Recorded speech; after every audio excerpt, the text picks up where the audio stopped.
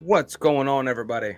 All right, we are continuing on with more Fat Electrician, and today's story is America's Warhorse Marine, Sergeant Reckless. I'm here for it. Obviously, Marines, it's just synonymous with badassery. All right, so I believe it already. All right, you have more of a reference point of this than I do, so I'll go with you on that one. Let's do it, man. Before we do, some of y'all are having this bad habit of finding our videos days after we upload them. Yeah. We'd prefer it if you just watched it when it came out, so please hit that subscribe button and hit that bell. That way y'all know when we upload these. We're planning on doing Mondays and Fridays on these around 12 p.m. Eastern Standard Time, so that's when we gonna put them out. Enough talk. You ready to go in, Dan? Man, I was born ready. Let's do it. Exactly. 3, 2, 1. What if I told you that if it were not for the actions of a single beer-drinking horse over the course of 48 hours, South Korea as we know it today would probably not exist? Did he say Today we're talking about the greatest war. horse? Yeah, I think so. beer drink. Do you want me to run that back? Hold on. Okay, I thought we were talking about an individual. We're talking about a horse? Okay, I'm here for this. Oh, man. Okay. Yeah. A marine horse. Okay. Okay, man. All right. What? Okay, I'm here. Here we go. This is why I love this, because I have never heard anything like this ever. Okay. Oh.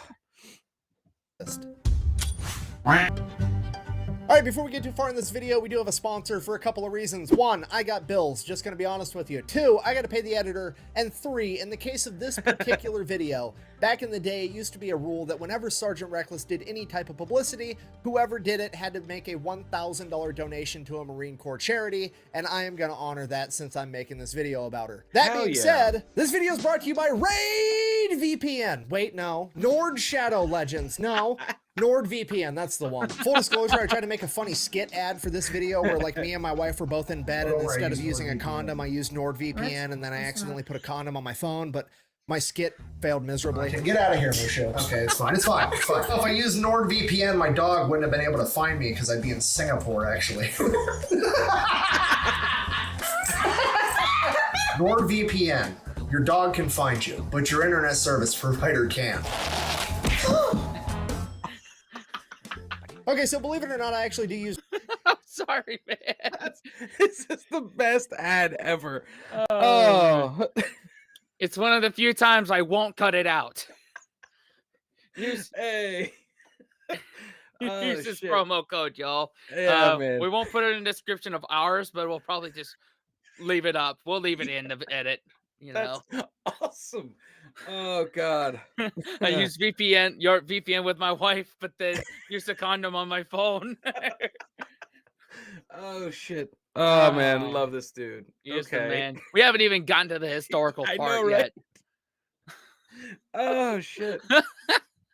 Our story takes place during the Korean War, which is kind of an issue because most people know absolutely nothing about the Korean War, and it's kind of important for context. So, we're going to do a real quick and dirty oversimplification of the entire thing. Super casual, 60 seconds. We're going to learn more about the Korean War than most people do in their entire K-12 education. Go ahead and start the timer. Here we go. July 25th, 1950. Communist North Korea, backed by Communist China and the Soviet Union, decides that they are going to attack South Korea and try to take over the entire peninsula. Over the course of the next 5 to 6 weeks, they would almost accomplish their goal, beating the South Korean military all the way to the base of the peninsula, and it is not looking good. But luckily, NATO shows up at the last minute to save the day. The NATO forces are like 90% American, but there's also some British, some Canadian, some Australian, and like 12 other countries on top of that, and they have a huge amphibious landing in Incheon, and they proceed to turn the tables on the North Koreans entirely, beating them all the way back into North Korea, and then they continue to advance, beating them all the way up the peninsula and almost to the border of China. So now the Chinese government's kind of shitting their pants because NATO's like 30 miles off their border, and they can't have NATO coming up in their territory with their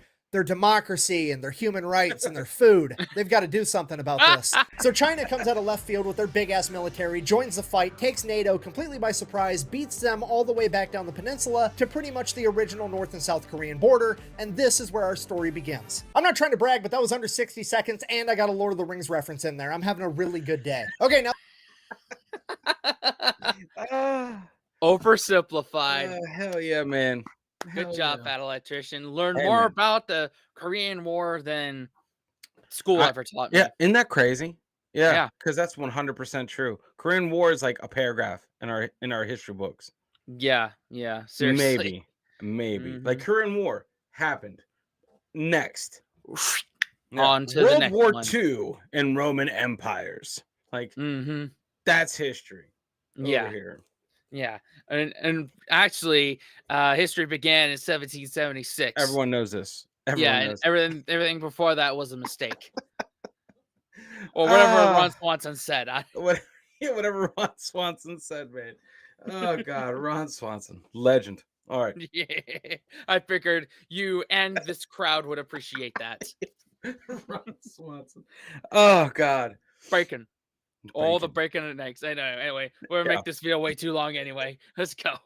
Let's do it. I got a Lord of the Rings reference in there. I'm having a really good day. Okay, now that we're on the same page, October 1952, here's what the front line looks like. Each one of those triangles represents a hill, and on top of those hills is a bunch of NATO troops. Basically, at this point in time, NATO is now just trying to hold this line long enough to force the communists to sign a peace treaty and preserve South Korea, because, as it turns out, this long string of hills is almost the exact same border that South Korea was before, so if they can utilize these hills to hold the high ground, maybe they can get this accomplished. Why do they want to hold the high ground? Well, because the high ground's awesome, isn't it, Anakin?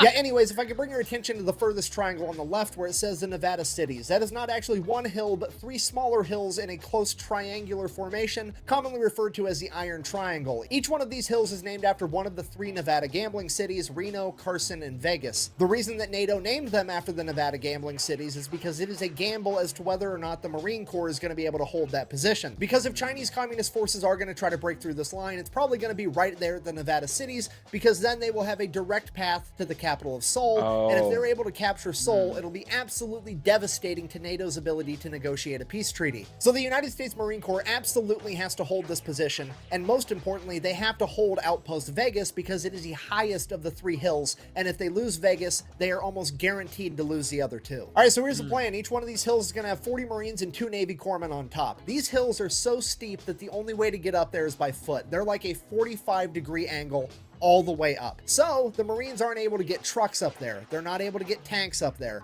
The only thing they can get up there is barbed wire, shovels for digging trenches, guns, and 75mm recoilless rifles. These recoilless rifles are pretty much going to be the Marines' only chance at defending themselves if they do get attacked. The problem with it is, though, since you can't get a truck up on this hill, now the Marines have to carry all the ammunition up themselves, and each shell weighs approximately 24 pounds. So because carrying these shells up this enormous hill one or two at a time absolutely sucks, the Marines get permission to buy a horse or a mule or a donkey or something. So they go down to Seoul and they start looking. And obviously, the first place they choose to investigate is the horse racetrack at Seoul. Is there probably going to be a pack animal at a racetrack for sale?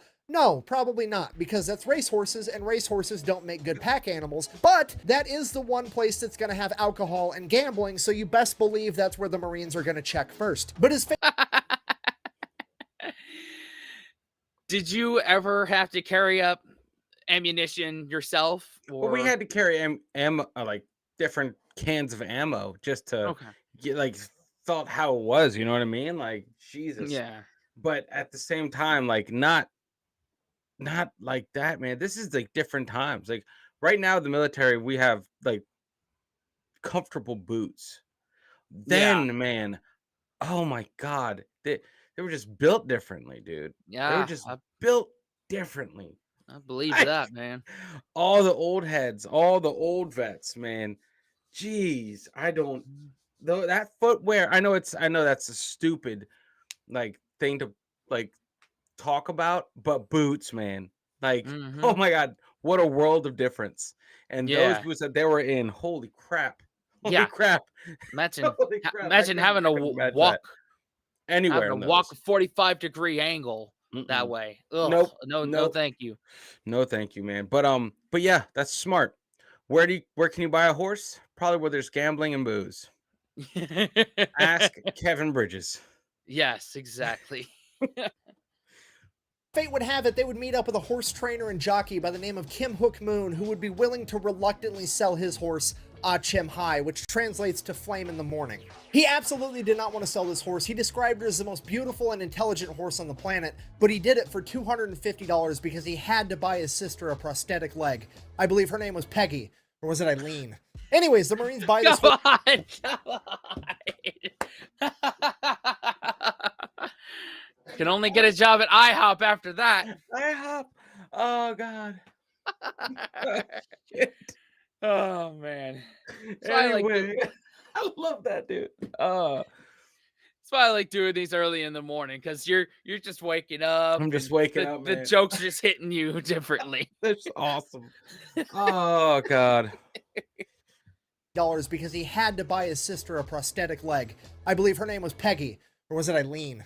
Anyways, the Marines buy this horse, they throw her in a trailer, they take her back to camp. From there, she immediately goes into what the Marines call hoof camp. Get it? Hoof camp, boot camp. That's funny. Moving on. The first thing they do is try to get the horse acclimated to battle by firing the recoilless rifle near her. And the first time they fired this rifle, this horse jumped 4 feet straight into the air and freaked the fuck out. Then they calmed her down, they fired it again, still scared out of her mind. And they fired it again and again. And by the 8th time they fired it, she was completely calm, and a recoilless rifle never scared her ever again. From there, they taught her how to survive. She learned how to avoid barbed wire. She learned not to get too close to the back end of the recoilless rifles because the blowback could hurt her. She learned that whenever a Marine yelled incoming, she needed to run to a nearby bunker, or if she wasn't near a bunker, she learned how to lay down. After she completed her training, the Marines ordered her a special saddle to be made and shipped all the way from America that would allow her to carry a bunch of recoilless rifle rounds. Until then, though, she began helping the Marines any way she could, mainly by helping string communications cable between the different outposts and the ammunition point, and she could string more cable than 10 men combined. At this point, the Marines really started to like this horse, so they decided they were going to give her a new name. Reckless, named after the recoilless rifles, which were commonly referred to as reckless rifles. And from that point on, she just became another one of the guys, and that's exactly how the Marines started treating her. She began eating whatever the Marines were eating. She loved bacon and eggs, she loved beer, and apparently if you were ever having mixed drinks, Reckless would walk up to you, nudge you with her head, and stick out her lower lip and let you mix a mixed drink directly into her mouth. Then her special saddle shows up and she starts kicking ass on the battlefield. She delivers 6 rounds at a time, and she can make a trip from the ammo point to the firing position twice as fast as any man can, and he's only carrying 2 rounds. She delivers so much ammo that over the course of a couple battles, the Chinese actually start to target Reckless. And this ends up being a horrific mistake, because the millisecond that Marine Corps leadership figures out that they're trying to target Reckless, they flip the script, turn around to the Marines, and they're like, boys, they're trying to kill Reckless so they can eat her because they're starving communists. At which point, all the Marines responded with... Okay, the Marines are absolutely... Yeah, you don't come after Reckless after all she does for everybody, and how she likes to party with everybody too, apparently. Come on. Don't you fucking touch my horse. Like, that's that hurts something that's deeply ingrained in us. So it's like, don't you touch my horse, god damn it. And then we'll make you pay. We'll make you pay. That is a smart horse right there. Hell yeah, man. I can't imagine, the patience it took to train a horse during battle time. Yeah. I mean, I know it happened. You've seen horses used throughout wars, obviously, until the invention of the automobile, right? Shit like that. But still, that's pretty. Hey, that's pretty awesome, man. Hey, listen, you can proudly share a drink with the Marine. You're one of them, right? You are beloved, and that means you are protected. Hell yeah. So that's I would love to hear that. Like, guys, they're targeting Reckless. Well, fuck all of them. Let's get ready for some war crimes. Raw. Let's do it. Ain't a war crime the first time around. Right. I love that quote.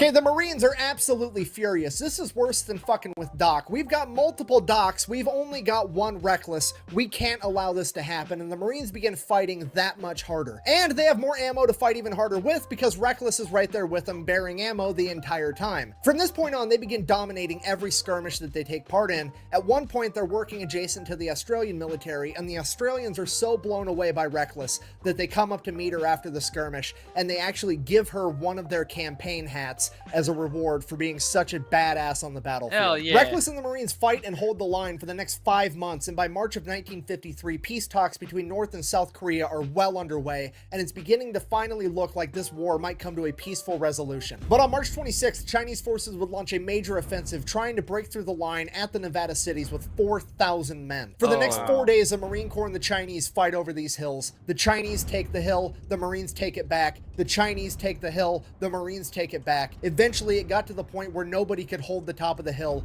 and you just had the Chinese on one slope of the hill and the Marines on the other. They said that there was so much artillery flying in both directions for the entirety of 4 days that the sound of individual explosions gave way to what seemed like a constant and consistent roar. For 4 days, they were completely unable to verbally communicate, and they could only talk to each other via hand signals. And because of all this noise, the Marine Corps forward observers weren't able to effectively communicate with the Marine Corps artillery and mortars, meaning that the artillery and mortars were just firing blindly into the general vicinity of where the enemy should be. Meaning that the only effective fire the Marine Corps has in this fight is coming from the recoilless rifles because they don't require a forward observer and they don't require communication. The men with the recoilless rifles are the ones spotting the enemy and firing the gun. The recoilless rifles are now the key to winning this battle, and they absolutely have to stay up and running, and they have to get this ammunition up to these hills to fight back. The problem is the ammo point is 750 yards away from the firing position, up a 45-degree angle hill that is constantly being pounded with enemy artillery fire while it's also covered with smoke and white phosphorus. But that doesn't change the fact that the ammunition has to get there, so they load 8 rounds into Reckless's pack and they send her up the hill. And the men at the ammunition depot know that it's probably the last time they're ever going to see her again because they've just sent her off to her death. But despite that, she somehow makes it to the firing position. The Marines there unload the ammo and stick a wounded Marine on her back as they send her back down the hill, also feeling as though they're sending her to her death, and it's the last time they're ever gonna see their favorite horse. But they're wrong. Over and over and over again, they're wrong, because every 20 minutes like clockwork, Reckless is back at the firing position, bringing more ammunition, and then she's back at the ammunition depot, dropping off wounded Marines. And she does this all day long, and with every trip she makes, she becomes less and less of a horse, and more the only sign of hope that these men have. Because of this little horse that's quite literally an animal of prey, whose only defensive measure to danger is to run away, can stand here and fight through all of this, then fuck, maybe they can too. Despite being struck by shrapnel twice, Man. Man, Dang. and that's a racehorse, guys, not a pack horse. No, a racehorse. That's crazy. Man. A true Oh, American man. badass right there. True American badass born in South Korea. Yeah, just goodness gracious. Ugh. Crazy, man. This is making me well up more than any dog story ever. Man, Marley what? and me eat your heart out. This is awesome. I hate that I just never heard about this. Yeah. I'm very Sure. happy that I can peacefully die in my old age knowing this story exists. Mm-hmm. I mean, thank you, Fat Electrician. For Yeah, that. This is 100%. amazing. You do great work. Oh, And we're not even halfway through this video. Come on. man. Ugh. struck by shrapnel twice, Reckless kept the Marines so well stocked with ammunition that they managed to melt one of the barrels of the 75mm recoilless rifles. On the first day of battle alone, she made 51 round trips to the firing line, covering over 35 miles, delivering 386 rounds of ammunition, totaling over 9,000 pounds, and that's not including all the Marines that she carried back down the hill. At the end of the first day of battle, they took Reckless, gave her all the food and water that she would eat or drink, and then they laid her down to bed. She got to sleep for 6 hours before the first enemy artillery artillery shell impacted, and at that, she was back up and ready to do it all over again, and she repeated her performance from the day prior. At the end of the second day, nobody held Outpost Vegas at the top of the hill. The Chinese held one slope and the Marines held the other, and it is at this point that the Marine Corps leadership decided that if they can't hold the high ground, there just isn't going to be a high ground anymore. They called in the Marine Air Wing, and on the morning of the third day of battle, the Marine Corps dropped 28 tons of ordnance on top of the hill, completely leveling every defensive structure and anything else that was up there. By the end of the third day, the Marines had taken the top of the hill where Outpost Vegas used to be, but then they saw that the Chinese were falling back into a ravine and they were going to go around the hill entirely. This is absolutely terrible because there aren't enough Marines on Outpost Vegas, Carson, and Reno combined to be able to go down there and stop the Chinese. If they're going to stand any chance in a fight, they have to have the high ground, so they absolutely cannot give it up. The problem is, on the back side of the hill that Outpost Vegas is on, is where the ammunition depot is, as well as a mess tent that's been converted into an aid station with over 200 wounded Marines, and there's nothing that the Marines on top of the outpost can do to stop them. Then the Marines at Outpost Carson get an idea, and they send a runner with a note to the aid station as fast as they can. He gives the note to the commander of the aid station, who then tries to read the note to all 200 wounded Marines, but the artillery fire is so loud that he can't be heard. So he resorts to just handing the note to one Marine, who hands it to the next, and the next, and the next. And after reading the note, every Marine hangs his head for a second and gets on his feet, because the note reads, "Chinese coming around the hill, dropping smoke. Walk out into the smoke, throw grenades at smell of garlic." Apparently the Chinese military at this point smelled like garlic. I have no idea why, but it was... We used to do night patrols in the paddy fields. It was terrifying. The good thing about the Chinese soldiers was they chewed garlic like we chew gum, so you could smell them long before they got near you. Wow. Oh my God, dude. Crazy. Wow. Okay. All right. Okay. Wow. So, So- the wounded were like, "Hey, man, this is it. This is it." That's terrifying. You're wounded. You're out of the fight.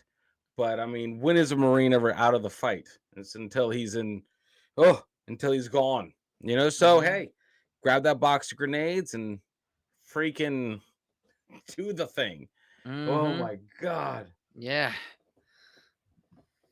was a thing. And after all 200 Marines had read the note, they all stood up, grabbed every grenade that they could find, and began walking 500 yards out to where this smoke screen was. It's 11 o'clock at night, it's dark, it's eerie, it's dead silent. The Marines aren't saying a word because they all know that this is probably going to be the end. They're calling for walking wounded to rejoin the fight, and that's never, ever a good thing.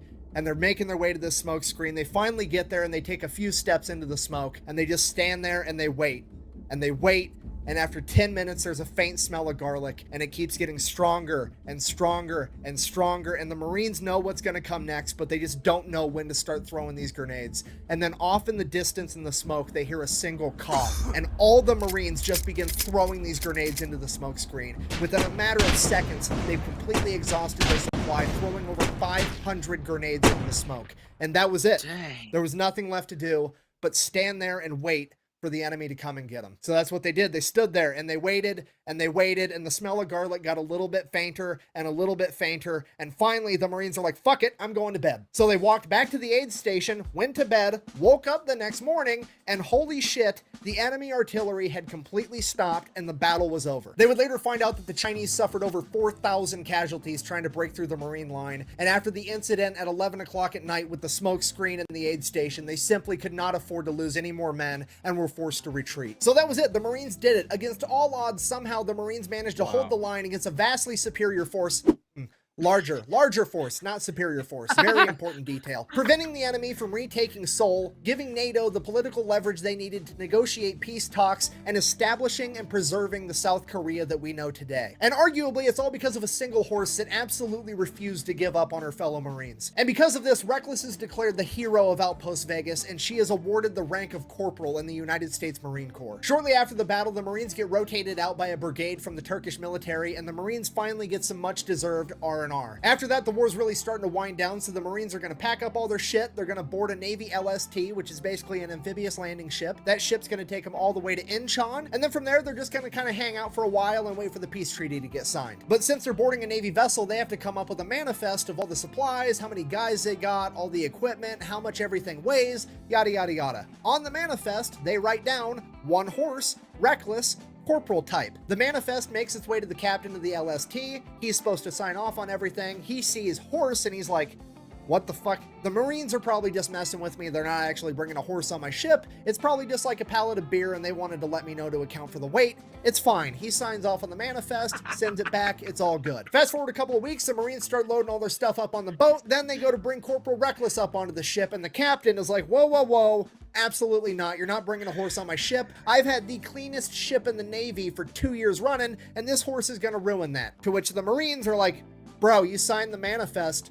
This is happening, get over it. One thing leads to another. Corporal Reckless gets on that ship. Once they get Reckless, all the equipment and all the Marines on board, the ship takes off and all the Navy members are kind of making fun of Reckless and the Marines because it's not normal for Marines to care this much about an animal and they're not treating Reckless with the respect that she deserves. Oh my God. So when they demand that Reckless gets fed bacon, eggs, and beer just like the Marines, the Navy absolutely refuses and they said they're only going to give her cabbage and wheat. So that's what they do. This upsets Reckless's stomach and she proceeds to shit all over this boat for the next 3 days. A couple days later, Reckless starts feeling better. They're almost to Incheon. They're about to port, get off this boat. Everything's going to be great. At this point, the Marine Corps officers have a brilliant idea. They decide, hey, us and our men just went through one of the bloodiest battles in American military history. The horse has been sick this entire time. You know what would make everybody a lot happier? If instead of just parking the fucking boat and getting off like normal people, what if we did an amphibious landing? You know, for fun and training and stuff. Wouldn't that be great? To which all the enlisted men are like, fucking fine, whatever, let's just do it and get it over with. So they make an amphibious landing in Incheon for training, but guess what? Reckless doesn't understand that it's for training. She thinks this shit's for real. So Reckless becomes the only horse in Marine Corps history to successfully make an amphibious landing. So the Marines get settled down in Incheon, and that's when they notice that there's a horse all over the news. It's in every newspaper, it's in every magazine, it's on every radio broadcast. The entire world is talking about this horse, but it's not Corporal Reckless. It's some horse over in America called Native Dancer.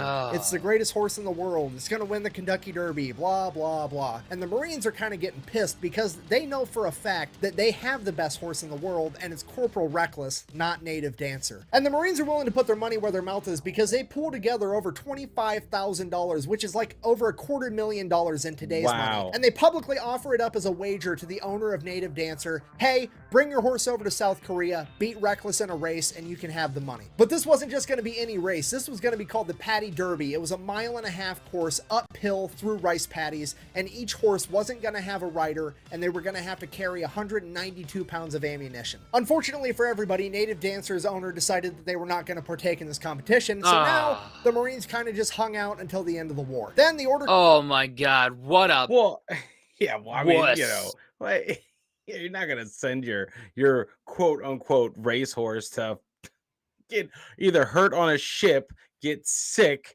and then get broken down in another country. Yeah, I get it. I get why they didn't put up. But hey, man, good on the Marines. That's what I'm saying. Yeah. Hey, come on, Navy. What are you doing? Like, they knew what the Marines knew what they was doing when bacon, eggs, and beer was the diet. Like, come on, guys. You know, it's funny. It's funny. Everyone has their own set of rules, you know. Yeah. And yeah. You know, it's just funny how it breaks down to like chain of command. You're like, the Marines are like, I'll die for this fucking horse. The Admiral's like, it's a fucking horse. And the Marines like, you hold your tongue when you talk about Reckless. Like, it's like, well, man, okay. The horse is on the boat. That just take the W. And then the horse shit all over his boat. Fuck yeah. Oh man. I mean, that's what you get from a group of the military that's all about mine. Mine. Oh, good old Navy. Good old Navy. Man, oh man. Comes down, hey, pack your shit, it's time to go home. The Marines are like, cool, great, grand, wonderful. How are we going to get Reckless home? At which point, the leadership over at the Marine Corps is like, well, Here's the thing, we don't think that the taxpayers would appreciate spending their money to transport this horse all the way back to America, so we're just gonna abandon her here. To which the entire Marine Corps is like, the fuck you are. They go into full samurai mode. They're gonna figure out how to get Corporal Reckless back to America through the back channels, whatever it takes. So they end up getting a hold of a public company called Pacific Transport, and they convince the owner to take Reckless all the way back to America. The only problem is Pacific Transport doesn't go to South Korea. The closest he can get is to Japan. Okay, cool. Now we just have to get Reckless from South Korea to Japan. Reckless's platoon then gets a hold of the Marine Corps Air Wing, and they convince those Marines to let them smuggle Reckless onto a cargo plane going from South Korea to Japan. From there, they get Reckless onto the Pacific Transport ship. They take him all the way back to San Francisco, where the Marines are going to re-meet back up with Reckless. Okay, fast forward, the Marines make it to San Francisco. The Pacific Transport ship makes it to San Francisco. The Marines go there to pick up Reckless, at which point they find out that Customs beat them there, and Customs called the Department of Agriculture, and the Department of Agriculture said, we're going to have this horse destroyed because she could have diseases. The Marines then explained to this guy from the Department of Agriculture, look, this is a war hero. You're not killing this horse. She's coming with us. At which point, the Department of Agriculture guy is like, oh no, she's staying here and we're going to have her destroyed. Now, the Marines are kind of looking around at each other. They're looking at this pencil pusher from the Department of Agriculture. And the Marines, without saying a word, have just communicated with their eyes. We're actually going to have to kill this guy and hide the body. Department of Agriculture guy is finally starting to piece together how quickly and how far this might escalate, and he finally comes to his senses, and he's like, okay, look, maybe, just maybe, I'll take a blood sample, I'll take it to the lab, and if she doesn't have any diseases, we'll release her. To which the Marines are like, that's a solid call. So the guy takes a blood sample, says it'll take me about a week to get the results. Go ahead and just leave the horse here. You guys can head out. At which the Marines said, nah, we're going to stay with the horse. And the agriculture guy is like, that's not necessary. And the Marines are like, oh, yeah, it is. Because at this point, the Marines have come to the conclusion that the communists were trying to kill Reckless for food, and American bureaucracy is trying to kill Reckless just for fun, and they cannot let her out of their sight ever again. So, agriculture guy gets a blood sample, he leaves, the Marines hang out with the horse for a little while, and then they're like, oh, hey, there was a Marine Corps ball tonight. Reckless is a Marine. Let's go. Then they smuggled Reckless out of the ship. Then they smuggled her out of the port. Then somehow they got her all the way across San Francisco, into the building, up the freight elevator, and they made it to the Marine Corps ball. Reckless walks in, and she has just given every Marine in that room the excuse they were looking for to get absolutely hammered. Everybody's drinking beer, eating cake, including Corporal Reckless, and Reckless is also eating all the flower decorations. It's a great time. Everybody wakes up the next morning, super hungover. They all go out, they get breakfast, bacon, eggs, give some to Reckless. Now, here's the problem. They kind of have smuggled this horse out and they don't know what to do with it. They also can't let the government find out where the horse is because the government is actively trying to destroy her for no reason. Then once Reckless gets to Camp Pendleton, the American public finds out that Reckless made it home and everybody's super pumped. They want to know all about it. The news is getting involved. America's celebrating because fucking America's Warhorse made it home. This is awesome. At which point the high-ranking Marine officers that were going to abandon her are like, holy shit. Wow. What a great idea. You guys smuggled her all the way here, and we're just going to take credit for it because this is going really well for us. We had no idea that the American public would be okay with us doing the right thing and bringing a war hero home. We thought the American public wanted us spending millions and billions of dollars teaching fucking pigeons how to drive missiles and strapping napalm bombs onto bats and shit. We had no idea that doing the right thing would be so popular. So then they throw a Oh man, it seems obvious doing the right thing would be popular. that's the guess not. thing. That's the thing, man. When you work in the government, especially in one of the armed services, the common sense thing is it's beyond. Yeah, You would think, that- oh yeah, no, it's common sense. Yeah, that Is goes it? right out the window. Is it? No, no, no, no. And so sometimes, hey man, the answer can't be no if you just don't ask. Yeah, if you You don't know? ask, the answer won't be no. What Yeah. they don't know won't hurt them. And then And- hey, that's awesome. Yeah. That's awesome. Oh man, hey, no man left behind ever. Yeah. Ever. Or female horse left behind. Yep. Hey, Yeah. you're a Marine. You're a Marine. I don't care what your your species is. Mm-hmm. So you make it with them. Yeah. Oh man, hats off to the guys that orchestrated that, man. That's Yeah. nuts. Hell yeah. And to stay with the horse. So like the pencil pusher was like, y'all go ahead. Yeah. But they're like, nope, Like, we don't trust you. nah, We don't nah. trust you. Yep, nope, nope. That's something someone who can't be trusted would say. Exactly. Not the few, the proud. Yeah. Oh Mhm. man. Oh man, let's go. Idea that doing the right thing would be so popular. So then they throw a big parade, they have a big ceremony. Reckless gets promoted to E5 sergeant in the Marine Corps. They hook her up with this cool ass blanket. She gets awarded 2 Purple Hearts, 1 for each piece of shrapnel she took during the Battle of Outpost Vegas. It's a huge deal. She starts doing commercials, endorsements. The rule with that was she doesn't work for free. She's willing to do charity events for free. Anything else, if somebody wanted her to endorse a product, it had to be a product she actually liked. If it was food, it better be food she liked. If it was a drink, it better be a drink that she liked drinking. Otherwise, she wasn't going to do it. And those companies had to pay $1,000 for the privilege of working with Sergeant Reckless, and that money went to a charity for the Marine Corps. And here's the thing with Reckless being a sergeant. Most animals are like, oh, they're such and such rank, they're this rank, but they're not actually that rank. It's just like a symbolic thing. With Reckless, it was not a symbolic thing. The Marines treated her like she was truly and legitimately a sergeant in the Marine Corps. Nobody that was a lower rank than her was allowed to give her orders or tell her what to do, okay?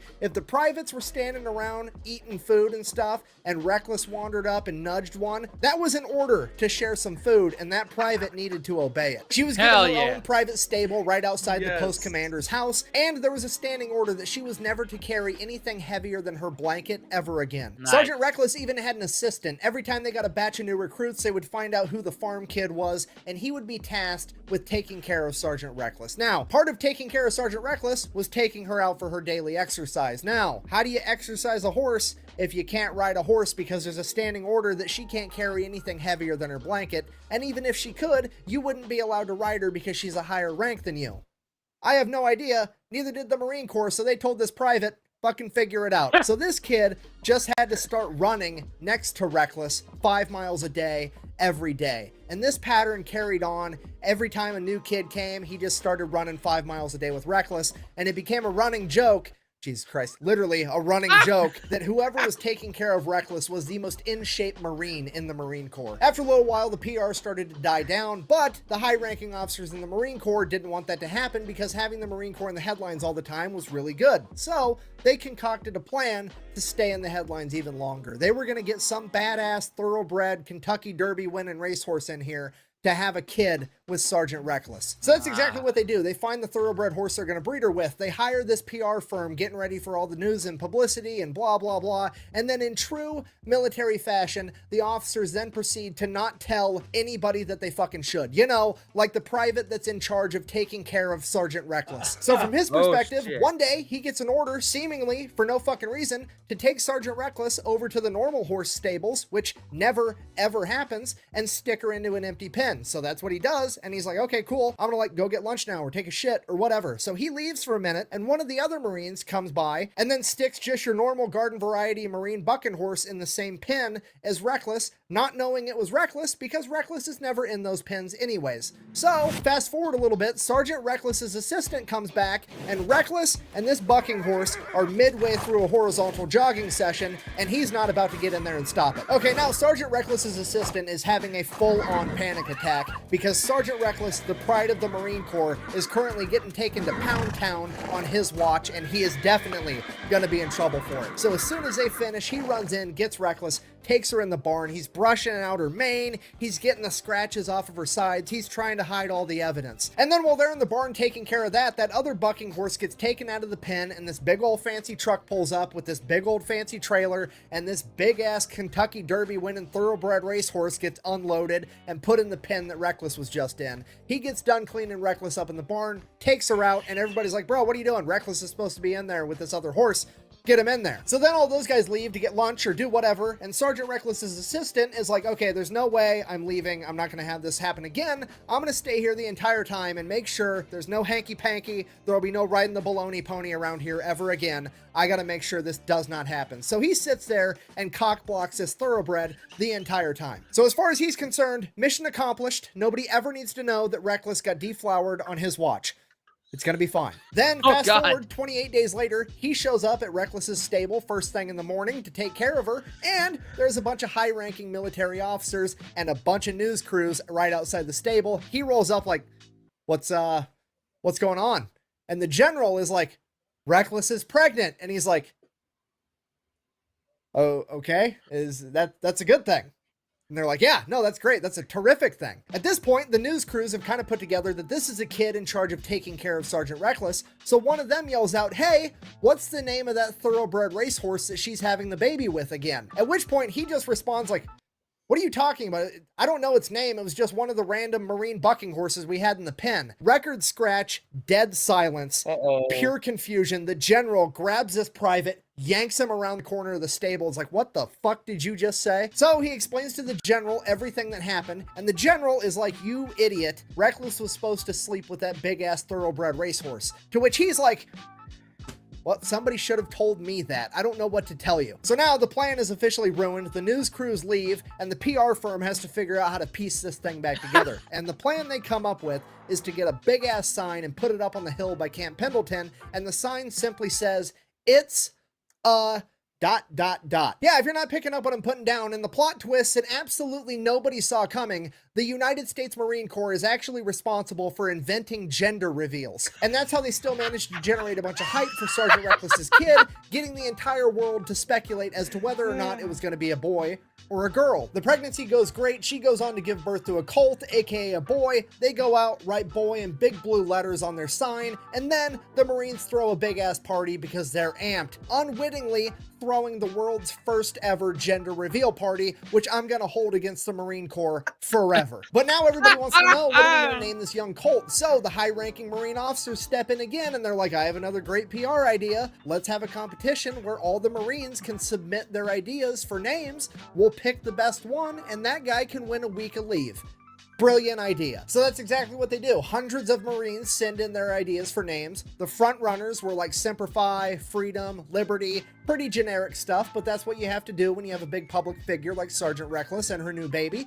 But the commanding officer in charge is just like, I don't like any of these names. I'm gonna name it myself. So he just decides that he's gonna pick a random private and be like, hey, you're the winner, even though you didn't pick the name, but I'm just gonna say you're the winner so I don't look like an asshole. And then he named the cult Fearless, which that's a great name. I'm just getting really, really jaded with bureaucrats and high-ranking officers in this video for some reason. Sorry about that. Anyways, fast forward a couple years, 1959, Sergeant Reckless is now getting promoted to Staff Sergeant Reckless, E6. There's a 1,700-man parade, a 19-gun salute. The Marines make a huge deal out of it because, well, Reckless deserves it. So that's what they do. And in the crowd that day was none other than the new Private Fearless of the United States Marine Corps, which I thought was pretty cool. Later that year, she would give birth to another boy named Dauntless, and then a couple years after that, she would give birth to yet another boy named Chesty, named after Chesty Puller, the most decorated Marine of all time, and as rumor has it,